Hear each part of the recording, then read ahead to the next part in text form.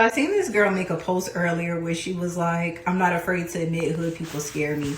Now, although that may trigger some people, y'all have to understand some of us are just genuinely traumatized. Now, I didn't grow up in the hood, but I worked in the hood. And when I tell y'all that was one of the most miserable experiences of my entire life. You could not look at them wrong. They wanted to fight. You could not be quiet. If you were quiet, it's you think you're all that, you think you're better than us. It's so bad. I was washing my hair today and I got flashbacks of when they used to tease me and try and call me broke because I was not wearing a lace wig.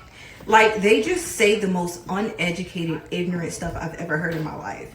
I'm broke because I want to wear my natural hair that God blessed me with. And because I'm not gluing something to a nasty, stinking stocking cap every 5 seconds, that mean I'm broke. Like, the energy is just so miserable and negative. And even when they're trying to be nice, it's still in a weird way. It's like they're either trying to use you or benefit from you or get up under you to learn your business.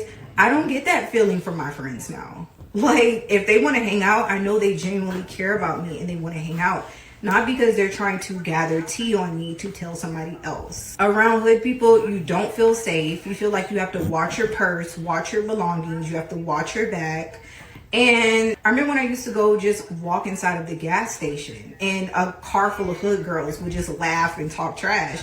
And it's like, you don't even know me. You're just random people on the street. You're just so ignorant. It's just always negativity. They're always down to fight. They're always loud. They're always like, ew. Like, I'm so glad that Tampa is so segregated and I don't have to go on that side of town. And I know that sounds terrible, but like a lot of things I'm just so traumatized by. I do not get along with hood chicks at all. I could probably count 0.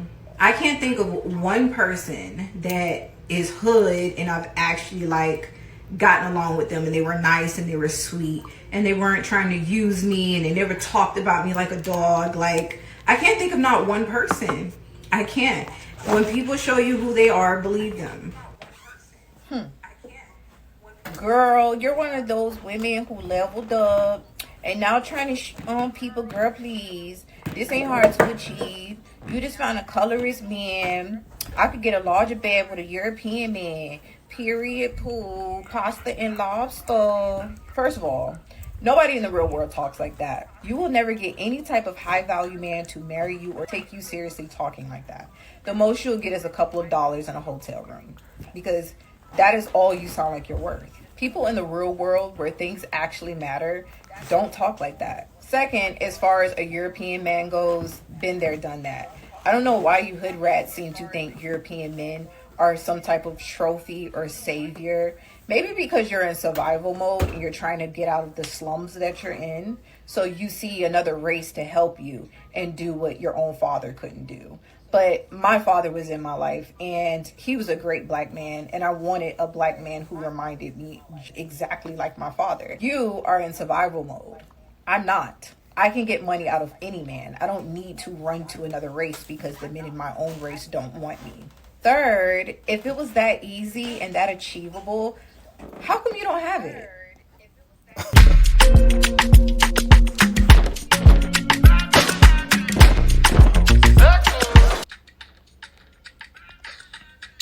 Give me a break.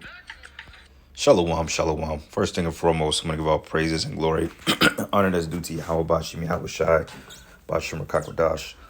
I want to give double honors to the apostles and elders, great millstone. Peace and blessings and salutations to the hopeful elect. Northern the gospel, bro, lifting up the standard of Yahweh Bashim, Yahweh Shai, wherever it may be. Hey, this is a quick lesson through the spirit. It says, thoughts, black women say she loves black people but can't stand hood people. And this is why. I'm pretty sure she pissed off a lot of you Keishas out there.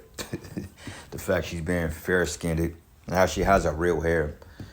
And, she's making sense of what she's saying. Though, she still have the nigga woman, I'm better than you, proud attitude. You can't tell me shit, and I'm dealt with a white man. That kind of threw me for a loop. But nonetheless, I can resonate where she's coming from with that. Because being around your own people is just like, man, it's worse than living around a goddamn enemy half the time, man. You know, and she made a very important point. I wanted to zoom in on it. I'm gonna see if I can capture it real quick. When she mentioned that, oh, well, the men in my own nation don't like us type shit because of the behaviors. I But let seen me see this if girl I make a can post zoom in on it earlier real where she quick. was Give me a like, second. I'm not afraid to admit hood people scare me. Now, all that may trigger some people, y'all have to understand some of Oh, us are come on, just man. genuinely traumatized. Now, I didn't grow up in the hood, but I I worked in fucking the hood. hate TikTok. Not TikTok, World Star. Let's try this again. It's a lot. Right. I seen this girl make a post earlier in my life, and he was a great black man, and I Here wanted we a go. black man who reminded me exactly like my father. You are in survival mode. I'm not. I can get money out of any man. I don't need to run to another race because the men in my own race don't want me. Third, if it was that easy. And you know, and she make a point there. Now, I don't agree with her haughty attitude. Too much you can get money out of any man. For one thing, bitch, you're not even in the right spirit either. Okay, so before you come with all that, you need to check your spirit as well. But she's speaking some truth in the fact of the matter, okay? Because the fact that we don't like our women on this side because they not right. And everything that she's saying that black women don't like her or her own women don't like her. Of course they don't like you because for one thing, you from the other side of the tracks. Okay, you have your own hair. For one thing, you light skinned.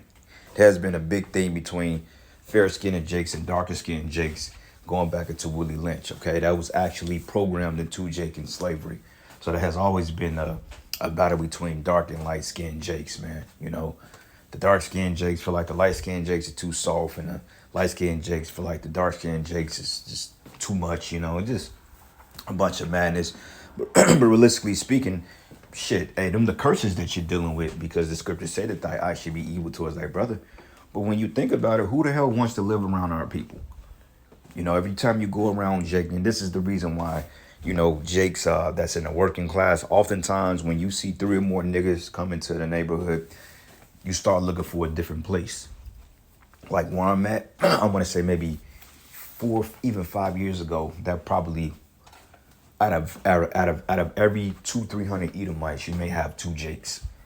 Okay, let me not over exaggerate. You've had Jakes in this part of town, but they were working class Jakes. Okay, it wasn't none of them grimy ninjas that you see in the little mop head ninjas with the Pooh Shiesty mask on in 90-degree weather, sagging their pants, walking around with backpacks, man. You didn't have that up here, but now you kind of see that in certain areas. Like when I go to the local stores and the grocery stores around here, I'm seeing all types of diversity. You know, I'm seeing the migrants.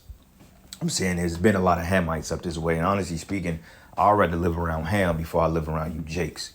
Because when you live around Jakes, your fucking car end up broken into, your rims end up taken, you know, your wheels taken, your fucking stereo is gone, somebody tries to break in your house, you got trash in the front, hallway smells like piss, dog bark all night, fucking loud music. And I play my music, you know.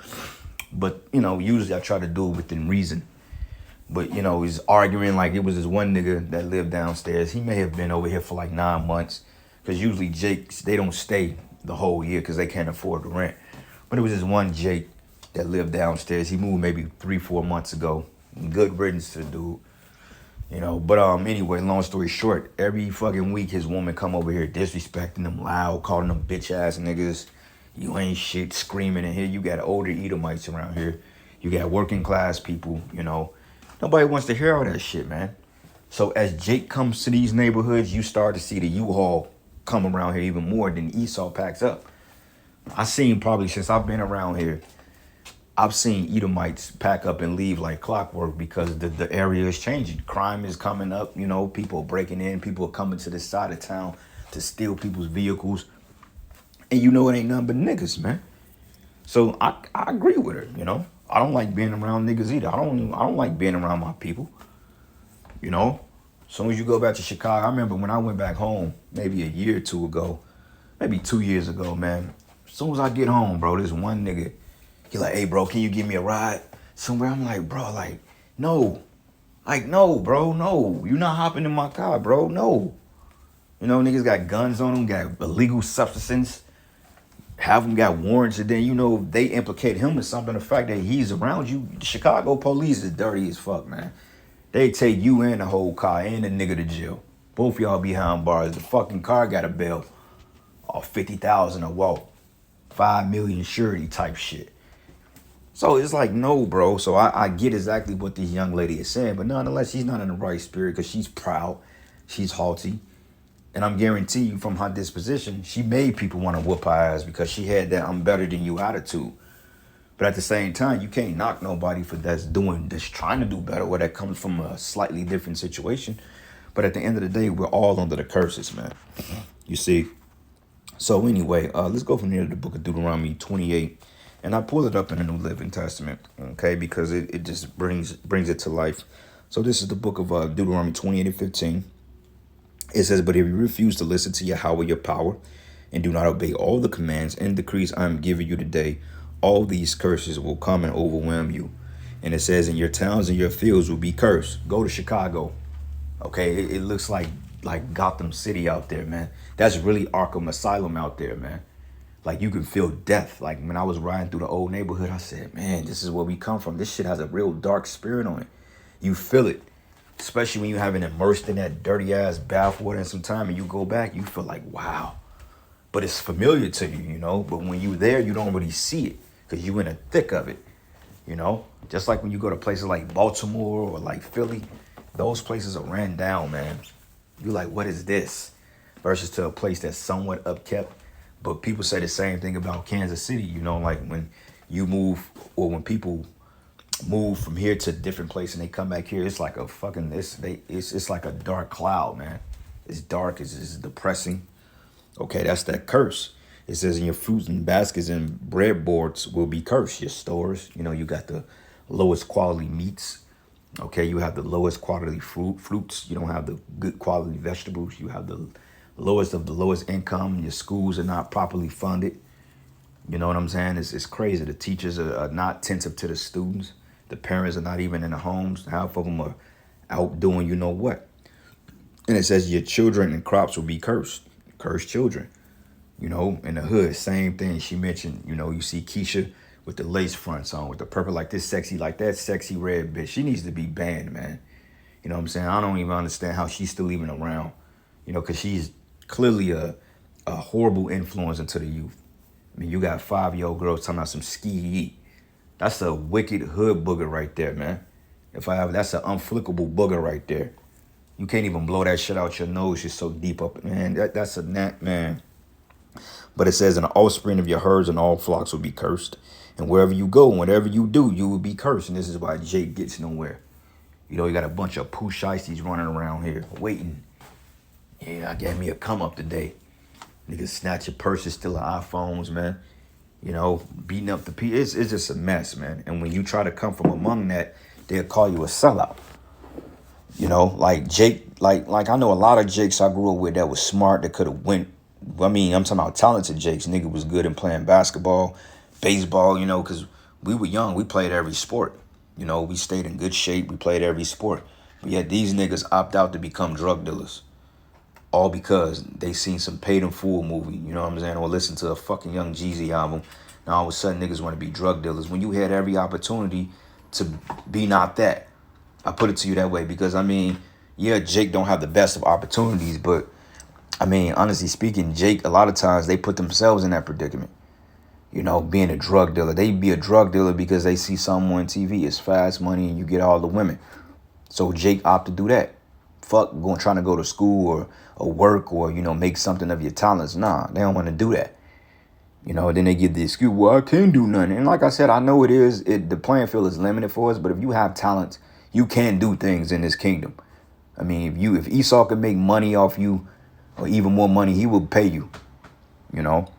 But it says here, "And the Lord himself will send upon you cursing and confusion and frustration in everything you do, until at last you are completely destroyed for doing evil and abandoning me," man, okay? And this is why Jake in the hood is fucking destroyed. Like, you can go to Leawood, Kansas, which is beautiful by comparison, man, and you go to True, we did a video on it. You clearly see where the curses are and where the curses aren't. You know, 4 blocks east, there go to crack house right there.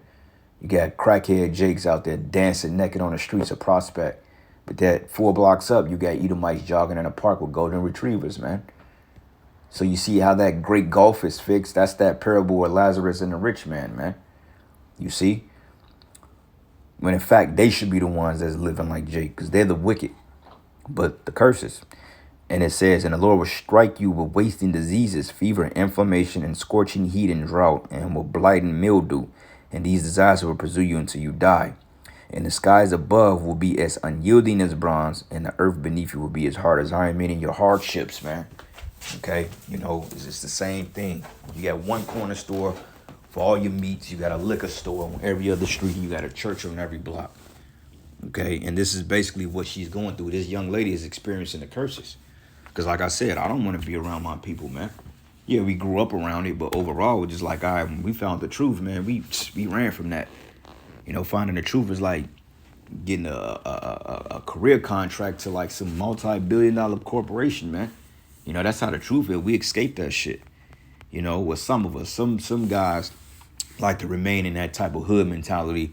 But honestly speaking, we're better than that shit. And she's experiencing it. Okay, so going down here, let's start at verses 54. It says, the most tender-hearted man among you will have no compassion for his brother. That's why, man, niggas, man, I'll shoot that nigga. All right, I saw a video the other day when the boys hopped out on some Latin king, not some Latin tribes in Chicago. Them niggas ran like a bunch of pussies, man. But yet, if I or a brother or anybody else walk through a Hispanic neighborhood in Chicago, we'll be on the fucking 9 o'clock news. Either for cracking one of them niggas' skulls up or being locked up or being shot at. I remember back in 2017, we went to the brother's, I believe it was the brother Ariala, if I'm not mistaken. We went to his family's restaurant, like on what they call the back of the yards and neighborhoods in Chicago. And that's crazy because my grandmother, she stayed around there too, like Mexican neighborhood. And, you know, we were just like out there kicking in and shit like that. And then them fucking essay niggas, they squatted up. They ain't really come up on us, but they kind of formed a hurdle down the block and they was kind of looking at us. Why? Because they saw Jake down there. But if we was a bunch of white boys passing out Jehovah's Witnesses shit in the hoods, hey, them Latin motherfuckers, they wouldn't done shit. They get a double a pass, man. And it was like when I used to go through that neighborhood, man, I used to get all types of dirty looks, man. You know what I'm saying? Because it just, that's the hatred for the brother. It proves that they're Israelites. And it reads, yep, it says here, the most tender-hearted man among you will have no compassion for his own brother, his beloved wife, and his surviving children. And he will refuse to share them the flesh. He is devouring the flesh of one of his own children because he has nothing else to eat during a siege and terrible distress that the enemy will inflict upon your town. Right, this is going into the siege. What is it? The siege of Masada. But it says, but the most tender and delicate woman among you, so delicate she would not so much as touch the ground with the foot, and will be selfish towards the husband she loved and towards her own son or daughter. And she will hide from them the afterbirth and the new baby she has born, so that herself she could secretly eat them, and she will have nothing else to eat during a siege and terrible distress that your enemies will inflict on all your towns, man, okay? And we know what that's going into, but retrospect, the curses are real, you know? This is the reason why she's experiencing that kickback, and she don't want us to be around people. But at the same time, like I said, she gives off that I'm better than you. She probably taught, you know, she'll probably get like the like a new scooter or something. You know how like you had them kids in the hood that was spoiled. They got every video game, every Jordans, you know. And then you had the ones that didn't have shit that tends to beat up and steal the ones that had something. You always had that in the hood, man. Because believe it or not, in the hood, you still had working class Jakes that just mixed and mingle among the more poverty-stricken Jakes, man. You know, like when we came up, man, I mean, we had things, you know, to what we can afford. You know, we just wasn't butt poor and eating out of trash cans. But it was times that we went without. But, you know, I will say that I did have pretty much things that I needed. You know, sometimes things I want, you know, sometimes shoes and video games, mainly because, you know, we didn't really have too much growing up where we were at. So everybody in the neighborhood had a video game, and we would kind of rotate each other's houses and borrow each other's games. And that's how we kind of kept a community, though. But other than that, man, you would just had people that just didn't mesh well with each other, you know. And it says, and if you refuse to obey all my words and the instructions that are written in this book, If you do not fear the glorious and awesome name of Yahweh thy power, then the Lord will overwhelm you, and your children will be with indescribable plagues. And they could be a plague of the mind too. And it says, and these plagues will be intense and without relief, making you miserable and unbearably sick. And he will afflict you with all diseases of Egypt that you feared so much, and you'll have no relief. And the Lord would afflict you with every sickness and plague there is, even those not mentioned in his book of instruction, until you are destroyed. And though you become as numerous as the stars in the sky, few of you will be left, because you will not listen to Yahweh their power. Just as the Lord has found great pleasure in causing you to prosper and multiply, the Lord will find pleasure in destroying you, and you will be torn from the land you are about to enter and occupy, man, okay? And that's the point. See, verse 65. There among those nations you will find no peace or a place to rest, and the Lord will cause your heart to tremble, and eyesight to fail, and your soul to despair, and your life will constantly hang in balance, and you will live day and night in fear, unsure if you will ever survive, man. And in the morning you would say, if it were only night, and in the evening you would say, if it were only morning. For you would be terrified by the awful horrors you see around you. And that's the murder, the killing, you know, the gang violence, the raping, the domestic abuse, you know, all types of shit went down. And this is why, hey, like she said, hey, I don't want to be around niggas. I don't want to be in the same room as niggas. And I ain't saying like other Israelites, but I mean like niggas. You know, Jake that mean no will. You know, Jake that want to do harm to you because you're trying to do something, man. We just don't mess with them type dudes, man. You know, like it's some guys that I grew up with that I won't even speak to them if I see them. You know what I'm saying? Because it ain't really nothing to talk about. You know, or we may have a casual conversation, but we ain't going out. We ain't popping no bottles, man. Because I know you niggas don't like me, and I damn sure don't like you. You know, that's just the spirit we have, man. The Lord said, he said 2 and 2, one against the other. All right. This is the book of Isaiah 1, and I'm going to start at verses, let's start at verses, New Living Testament. It says, why do you continue to invite punishment? Must you rebel forever? Your head is injured and your heart is sick. Because when you go into the King James Version, it goes into, why should you be stricken anymore? You will revolt more and more. The whole head is sick and the whole heart faint. Yeah, man. Jake suffers from mental depression. Jake suffers from PTSD. Okay, it's something seriously wrong with our nation, man, and we have to be healed. It says, from the sole of the foot, even into the head, there's no sound is in it, but wounds and bruises and petrifying sores, they have not been closed, neither bound up, neither mollified what ointment, you know, because nobody is healing us. Not Marcus Garvey, not Malcolm X, none of these so-called leaders that they set up for you to follow. None of them has brought the healing message of Yahweh Bashim Yahweh Shai, man. Okay, Jake is truly not healed, but we will be when Yahweh Shai finally returns and gather his elect. All right, but anyway, I'm going to end it here, giving all praise.